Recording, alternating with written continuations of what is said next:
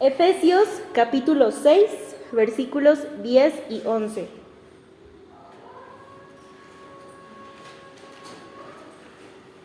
Quien lo tenga me lo lee, por favor. Por lo demás, hermanos míos, fortaleceos en el Señor y en el poder de su fuerza, vestidos de toda la armadura de Dios para que podáis estar firmes contra las acechanzas del diablo. Así es. Entonces, realmente lo que vamos a ver hoy tiene todo que ver con la dinámica que acabamos de hacer hace un momento. Entonces, ya vimos la parte bonita, ¿no? La primer clase de, somos elegidos desde el vientre, Dios ya tenía un lugar para nosotros. La semana pasada pues ya no estuvo tan bonito, ¿no? Ya vimos que seguir a Jesús conlleva una gran responsabilidad, ¿no? Y hoy vamos a ver qué necesitamos para mantenernos, cómo estar firmes ante ese ataque, cómo estar firmes en todo el camino. Y fíjense, dice, una de las estrategias que utiliza el enemigo luego de la elección es preparar un ataque astuto y rápido con el propósito de robar todo lo que se recibe de Dios. Y esta palabra es muy acertada, que dice que utiliza una estrategia astuta, porque créeme que así como Dios nos conoce a la perfección, créeme que el enemigo también nos conoce a la perfección y sabe por dónde meterse, por qué hoyito, así como Lito entraba, buscaba los más débiles para entrar por ahí, sabe por dónde llegar para entrar a nuestra vida. Y muchas veces son cosas que ni siquiera nos damos cuenta o que ni siquiera tomamos en cuenta por las que puede llegar y entrar a nuestra vida. Por eso es importante, vamos a ir viendo por partes estos dos versículos. Y el versículo 11 decía, vestidos de toda la armadura de Dios, para que podáis estar firmes contra las acechanzas del diablo. Y yo quisiera comenzar, antes que nada, ¿por qué no ponemos este tiempo en manos de Dios? ¿Por qué no cierras tus ojos? Padre, en el nombre de Jesús, te damos tantas gracias. En esta tarde ponemos en control total a tu disposición esta prédica, Señor. Este tiempo lo ponemos a tu control total, Señor. Que seas tú quien hable en cada instante, que seas tú quien hable en cada momento, Señor. Que seas tú quien escudriñe nuestro corazón, quien escudriñe nuestras vidas, Padre. Bendecimos a cada corazón que hoy vino dispuesto a aprender más de ti. Abrimos nuestro entendimiento para que podamos asimilar y entender lo que tú quieres hablar a nuestro corazón el día de hoy, Señor. Te damos gracias en el nombre de Jesús. Amén y amén. Entonces te decía, la primera parte que quisiera que viéramos de estos dos versículos es la última parte de estos dos versículos, que son las acechanzas del diablo. Así termina diciendo este versículo.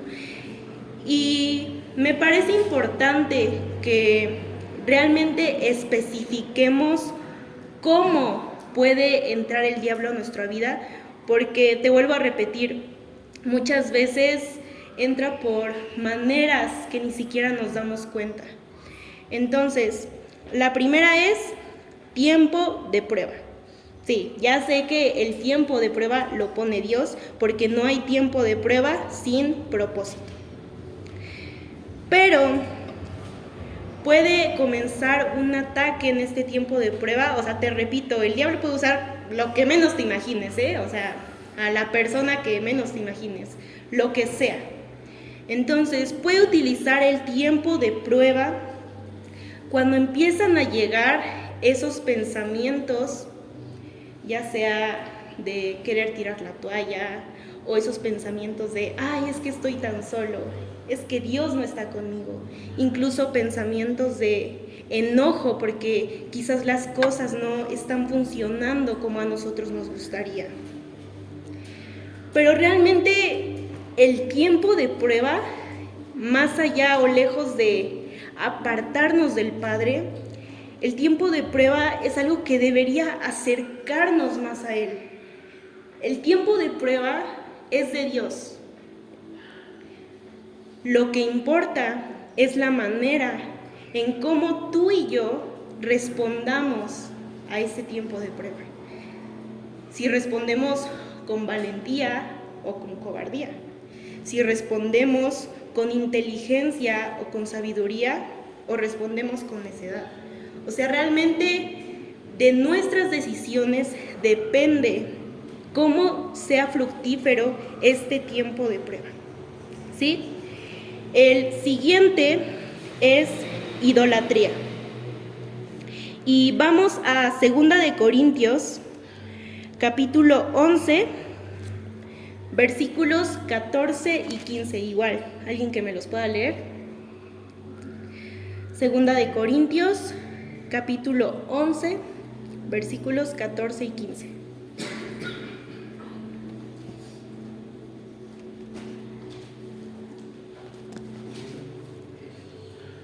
¿Quién ya lo tiene? ¿Qué dice? Y no es maravilla porque el mismo Satanás se disfraza como ángel de luz. Así que no es extraño si también sus ministros se disfrazan como ministros de justicia, cuyo fin será conforme a sus obras. Gracias. Y así es, te decía al principio, el enemigo puede usar lo que menos te imagines. Y dice, no es extraño y no es maravilla, porque el mismo Satanás se disfraza como ángel de luz. Es decir, aunque no lo creas, aunque parezca absurdo, puede usar hasta ese trabajo que tanto estabas esperando, esa escuela que tanto estabas esperando, quizás hasta esa persona que tanto esperabas en tu vida. Y Dios nos llena de bendiciones todos los días. Con esto, ojo, con esto no estoy diciendo que esa persona de la que estás enamorado sea una acechanza del diablo. Pero en el momento en el que eso o ese alguien empiece a ser más importante que Dios, ahí está el verdadero problema. En el momento en el que eso, esa bendición, esa persona, como tú le llames, empieza a ocupar el lugar que le corresponde a Dios, aunque no nos demos cuenta, créeme que poco a poco nos va a ir alejando de Jesús, porque le vamos a dar más importancia a todas esas cosas. ¿Sale? El siguiente es ego. Y aquí entramos a esa parte de, yo ya me sé todas las clases, yo ya no necesito venir a escuchar de Dios. Esa prédica yo ya la escuché, yo ya no necesito volverla a escuchar. Yo ya no necesito leer la palabra porque ya me la sé toda, ya me sé todas las palabras, ya me sé toda la enseñanza de Jesús, no hay nada nuevo para mí. Llegar a puntos tan extremistas de decir, ya ni siquiera me tengo que poner a cuentas con Jesús, porque yo no hago nada malo, porque yo me esfuerzo y me porto bien. Y hay algo que apenas veía y se me hizo muy, muy interesante y es muy cierto. Todos aquí conocen la historia de Adán y Eva, ¿sí? Es la historia más, yo creo que de las más conocidas. Y no sé si tú te has hecho esta pregunta, yo sí, de si Dios es un Señor de perdón, de amor, ¿por qué no los perdonó? Pero realmente si nos regresamos al Génesis y leemos con detenimiento esa historia, digan ustedes, ¿en algún momento Adán y Eva le pidieron perdón a Dios? ¿No? Porque ellos no se consideraban responsables de lo que habían hecho, ellos se consideraban los perjudicados, creían ser las víctimas y cayeron en su egocentrismo de no poder decir, ¿sabes qué, Señor? Sí lo hicimos, te desobedecimos, perdónanos. Y yo te pregunto, joven, ¿cuántas veces somos capaces de reconocer que nos equivocamos? O sea, yo sé que es muy difícil poner delante de Dios nuestro pecado, Yo sé que avergüenza poner delante de Dios que hemos pecado, que nos hemos equivocado. Yo sé que es difícil ponernos a cuentas con el Señor, ya sea por ego, por vergüenza, pero créeme que si no nos ponemos a cuentas con el Señor, de igual manera, poco a poco, nos vamos a ir alejando del Padre. Y otra cosa muy importante, hay algo que tiene que quedar muy claro, que mientras estemos en el camino de Jesús, siempre tenemos que estar en cambio y en crecimiento.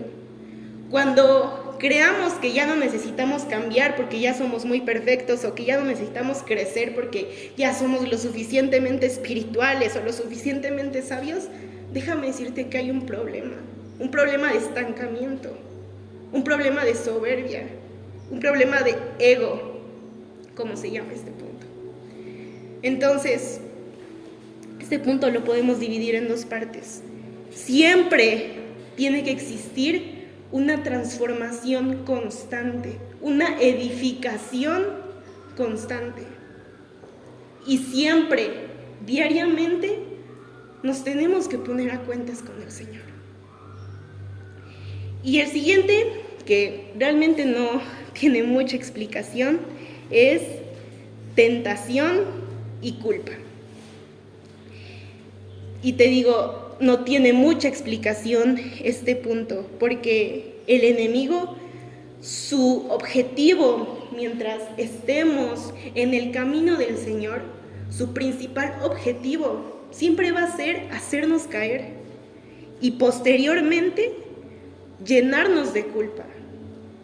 No sé si a ti te ha pasado, yo te lo voy a confesar, muchas veces no tenemos cara para orar o no tenemos cara para venir a la iglesia. Quizás es como si todos supieran de tu condición. Y créeme que es de lo que más utiliza el enemigo para sacarnos del camino del Señor, llenarnos de culpa. Y volvemos al otro punto, ¿por qué es? Porque no ponemos nuestros pecados delante de Dios. O sea, tú dime, yo te pregunto, ¿de verdad crees que si tú y yo entramos en un momento de intimidad y exponemos todo lo que somos, o sea, como si nos sacáramos el corazón del pecho y le dijéramos, esto soy, sin falsedades, ¿de verdad tú crees que nos va a decir, ay, hazte para allá, no me vengas a hablar ahorita? O sea, yo te pregunto, ¿de verdad crees que va a pasar eso? Entonces, es importante que reconozcamos las acechanzas que el enemigo, o los ataques astutos que el enemigo puede usar contra nosotros. Tenemos que aprender a identificar cuando nos estamos apartando del Señor, porque no vaya a ser que nos demos cuenta cuando ya sea demasiado tarde, cuando ya tengamos a Jesús completamente en el olvido. Y bueno, ya vimos cuáles son las acechanzas que puede usar hacia nosotros. Ahora la pregunta es, ¿cómo lo combatimos? ¿Cómo me mantengo firme en el camino del Señor? Y volvemos al mismo versículo. Y primeramente en el versículo 10 comienza diciendo, por lo demás, hermanos míos, fortaleceos en el Señor y en el poder de su fuerza. Voy a volver a leer la última parte. Fortaleceos en el Señor y en el poder de su fuerza. En ningún momento dice, ay, pelea con todas tus fuerzas, pelea con todas tus ganas. En ningún momento dice que peleemos con nuestra fuerza. Ahora les vuelvo a preguntar, ¿ustedes creen que si en la dinámica los hubiéramos puesto uno por uno, hubieran podido detener a Lito? ¿No? Y eso es algo que nos tiene que quedar bien claro. Y yo sé que suena duro, no suena muy bonito. Y es que no podemos solos, es la realidad. Si tú y yo intentamos pelear con nuestras propias fuerzas, nunca vamos a ganar, nunca lo vamos a lograr. Y en este versículo lo vemos, o sea, en ningún momento dice pelea con tus fuerzas, pelea con tus ganas, pelea con todo lo que eres, en ningún momento dice eso. Dice fortaleceos en el Señor, dice pelea con la fuerza del Señor y en el poder de su fuerza. O sea, básicamente nos está diciendo, necesitas a Jesús. A veces es difícil reconocerlo, pero para que el enemigo no entre a tu vida, a tu corazón, a tu mente, porque eso es algo muy importante, el enemigo no precisamente va a poner circunstancias en tu vida. Muchas veces la batalla únicamente es aquí. Son ideas, son pensamientos. Y dice, fortalécete en el Señor. Es lo único que necesitas, pero que de verdad creas con todas tus fuerzas, que de verdad tengas fe y pongas tu confianza en Jesús. Sí, van a haber muchos seres humanos en esta tierra que van a estar contigo. A lo mejor va a estar papá, mamá, pareja, amigos. Y es válido que te apoyes en seres humanos. Pero la mayor fuerza que necesitas en tu vida es Jesús. Y sigue diciendo en el versículo 11, vestíos de toda la armadura de Dios. Lo primero que necesitas, que lo vimos en el versículo 10, es humildad. A reconocer que necesitas a Jesús en tu vida para afrontar toda acechanza que pueda haber. Pero luego dice, vestíos de toda la armadura de Dios. Necesitas de la armadura de Dios. ¿Quién me dice qué es la armadura de Dios? ¿Cuál es la armadura de Dios? La fe. El yelmo de la palabra. Muy bien, vamos en ese mismo capítulo 6, de los versículos del 14 al 17.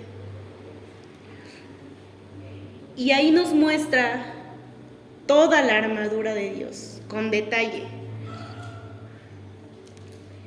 Dice, versículo 14, estad pues firmes, ceñidos vuestros lomos con la verdad. Esa es la primera parte de la armadura. Ceñidos vuestros lomos con la verdad. Es decir, que en ti no exista falsedad. Primeramente, que no le mientas al Señor. Que lo sigas genuinamente. Que lo ames genuinamente. Que lo ames sin compromiso. Que lo ames sin condición. Que no lo sigas porque esperas algo a cambio o porque crees que por seguirlo te van a llegar 1000 bendiciones, sino que lo sigas incondicionalmente, sin falsedades, sin máscaras. Y sigue diciendo, y vestidos con la coraza de justicia. Esa es la segunda parte de la armadura, la coraza de la justicia. Que seas justo, que actúes como es correcto, que hagas las cosas que sabes que son correctas, que no sigas haciendo lo que sabes que no está bien. Sigue diciendo, y calzados los pies con el apresto del evangelio de la paz. Paz es lo siguiente que necesitas. Es la siguiente parte de la armadura. Paz. Que ya dejemos a un lado la contienda, que ya dejemos a un lado las guerras, pero sobre todo que tu espíritu esté en paz. Y para que tu espíritu esté en paz, volvemos al mismo punto. Tienes que ponerte a cuentas con el Señor. Tienes que orar, tienes que tener un tiempo de intimidad con el Padre, donde puedas exponer sin miedo todo lo que eres, todo lo que te lastima. Y sigue diciendo en el 16, pero sobre todo, tomad el escudo de la fe. Y realmente yo creo que por eso lo resaltan más, porque si tú y yo no creemos verdaderamente que Jesús pelea con nosotros, pues es como si no peleáramos con nadie. Si no creemos verdaderamente que hay alguien tomado de nuestra mano que está peleando con nosotros. Y sigue diciendo, sobre todo tomad el escudo de la fe con que podáis apagar todos los dardos del fuego maligno. Y tomad el yelmo de la salvación y la espada del Espíritu, que es la palabra de Dios. Y yo sé que a lo mejor esto ya lo hemos oído hasta el cansancio, pero ¿cómo esperamos?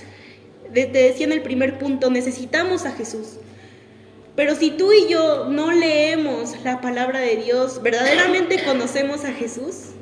¿Verdaderamente conocemos a Dios? Entonces, si no conocemos a Jesús, pues ¿con quién estamos? ¿Al lado de quién estamos peleando entonces?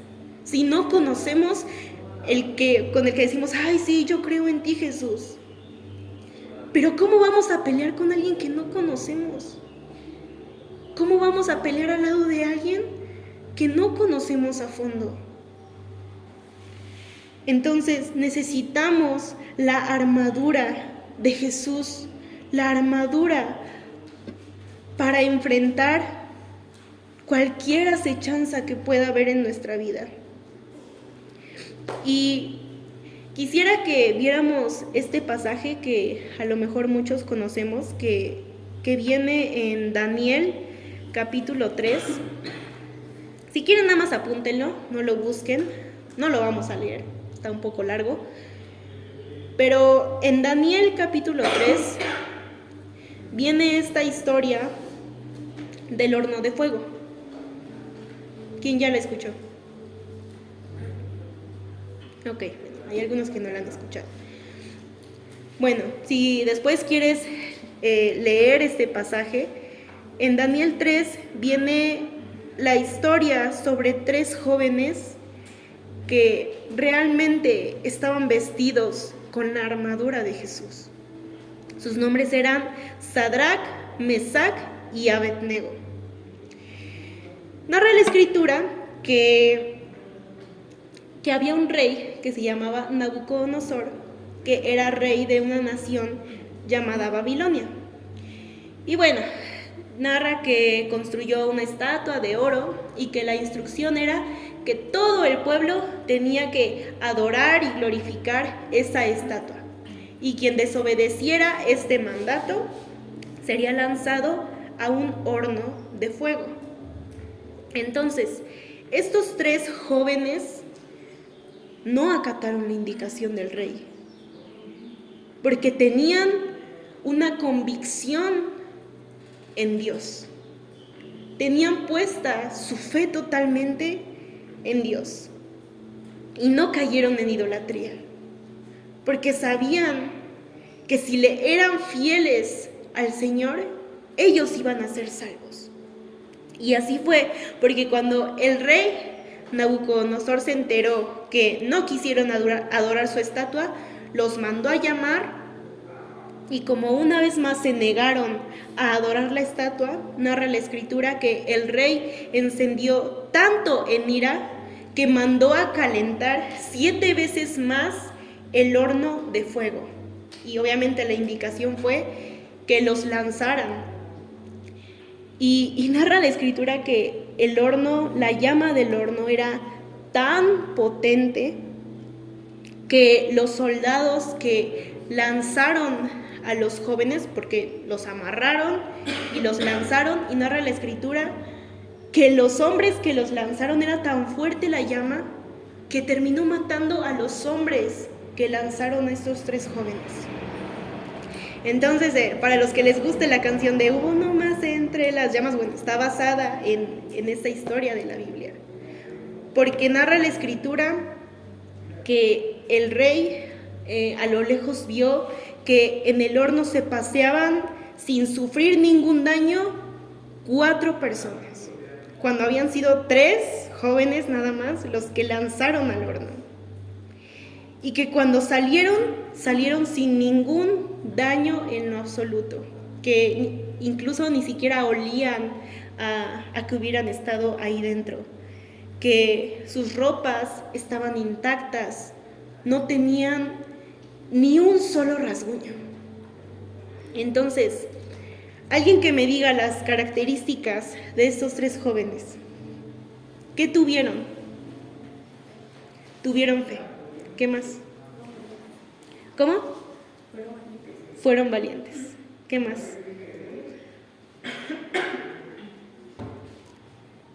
Fueron fieles. Tuvieron fe. Porque sabían que mientras les fueran fiel al Señor, ellos iban a ser salvos, o a lo mejor no. A lo mejor ellos prefirieron morir antes que fallarle a su Señor. Y yo te pregunto, joven, ¿cuántas veces ante cualquier acechanza hemos tenido la fe de estos 3 jóvenes? Hemos tenido la convicción de estos 3 jóvenes. Estos jóvenes realmente estaban armados completamente con la armadura de Jesús. Estaban armados completamente. Estaban en una condenación a muerte. O sea, imagínate qué pasaba por sus mentes. Imagínate cómo estaban en ese momento. A lo mejor nosotros nunca hemos estado en una prueba tan fuerte, o a lo mejor sí, pero imagínate, estaban en una condenación a muerte, y aún así decidieron serle fiel al Señor. Aún así ellos se mantuvieron firmes ante el ataque. Ellos se mantuvieron firmes antes que fallarle al Señor. Entonces, en conclusión, todo lo que nos aleje del Señor, todo lo que nos aleje del camino del Padre, de la presencia del Señor, es una acechanza. Pero lo que verdaderamente importa es cómo tú y yo vayamos a reaccionar a esa acechanza. Si vamos a reaccionar como estos 3 jóvenes, o vamos a preferir alejarnos. Y yo sé que habrán días en que querremos abandonarlo todo. Yo sé que habrán días en que querremos bajar los brazos, en que querremos tirar la toalla, en que vamos a querer rendirnos. Pero joven, el Señor el día de hoy te dice: no te entregues, no te rindas, no permitas que el enemigo te robe todo lo que Dios te ha dado.